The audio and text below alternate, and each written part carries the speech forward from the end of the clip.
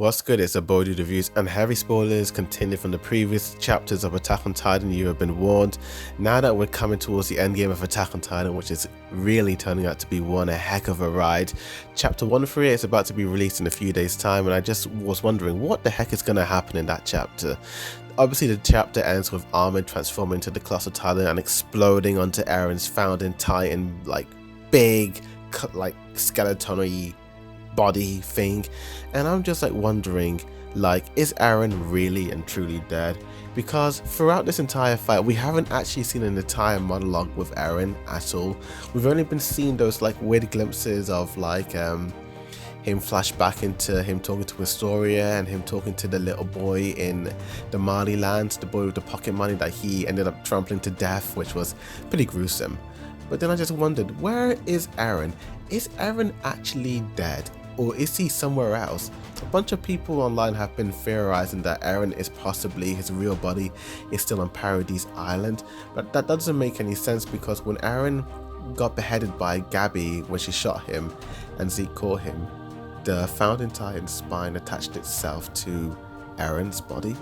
In chapter 123, he was actually able to contact with everyone, and we saw his face talking as he was talking to everyone else, so that theory is kind of hanging in the question. But it'd be interesting to see the fact that Eren could probably be with Historia on the farm, because in Isayama's final panel we do see a man holding a baby, and that man could possibly be Eren. Maybe he's just somewhere else while this is all happening, and he just possibly has the ability to be elsewhere. Armin has this little monologue on chapter 136, how he's neither dead nor alive but in the realm of the path, how this is reality for him.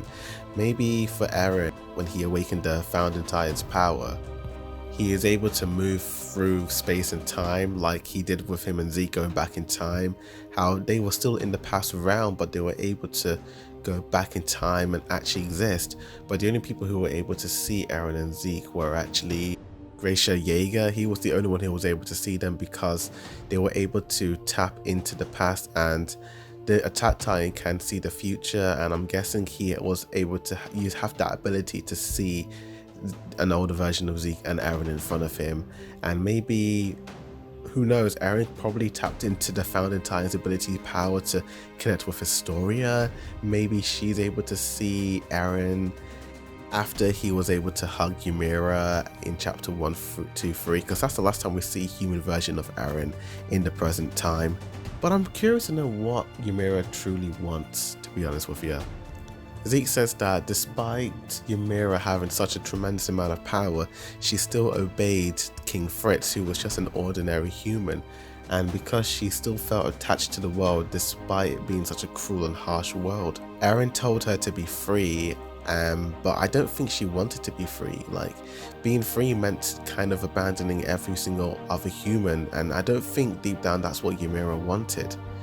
I think at the time Eren was the first person to treat her like a human being, so she got very emotional and was able to, she was like, you know what, I'm gonna help you out, buddy. I'm gonna give you some of my powers, and I'm gonna also fight as well.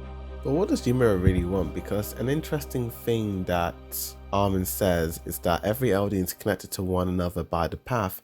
I think it's because the founder Ymira wants to be connected, because she wants something from us. And after he says that, it kind of has like the 3 bullet points, so it looks like he has figured it out, but he hasn't revealed the truth of what he's discovered or whatnot. Or maybe he's kind of in a loop, and we keep having these kind of back shots of Ymira. We're not seeing her face as much, so it looks like she kind of wants something from them, you know. Like, it's an interesting shot where you see Ymira kind of looking at Armin, Zeke, and the other people from the past realm, and then when you go back to the earlier panel in the beginning, when she's kind of obeying the king of the wolves, she has that same look of looking at people in her home village. So I'm guessing she's just kind of someone who just kind of wants to see the world be at peace and just kind of like see people interact with one another. Probably that's what she wants in a way. So I think what she wants deep down is just for people to interact, and I think Zeke and Armin were able to figure that out, and they were able to ask the people in the past realm to lend them their strengths, because essentially everyone is free to make their own choice and they're all connected to Ymira. So all that, like, the power of friendship was able to pretty much put a stop to the Titans attacking the Survey Corps and the other guys.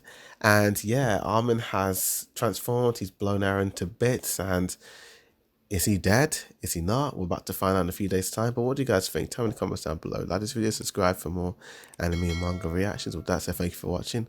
And as always, Boy Review signing out.